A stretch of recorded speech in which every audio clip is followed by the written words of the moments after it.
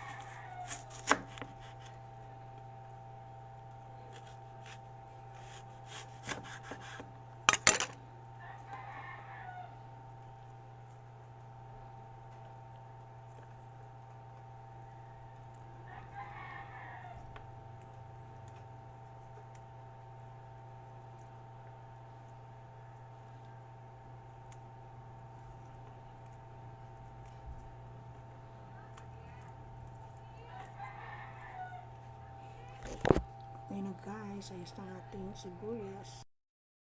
Guys, sinangin ko na yung dalawa. Tapos, agsalang ulit tayo ng dalawa. Bago na natin. Ngayon ay gagawa naman tayo ng sarsa. Ulit yung pinagbabara natin. Ngayon, babalik na natin yung ating baboy. Yan.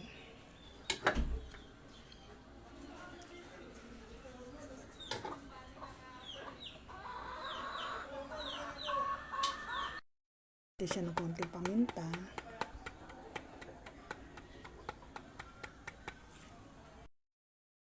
Ihulog na natin ang ating sibuyas. Ayan.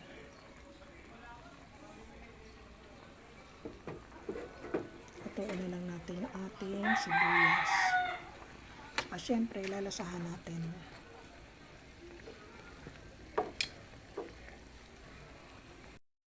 Ito na ang ating pork steak. Ayan.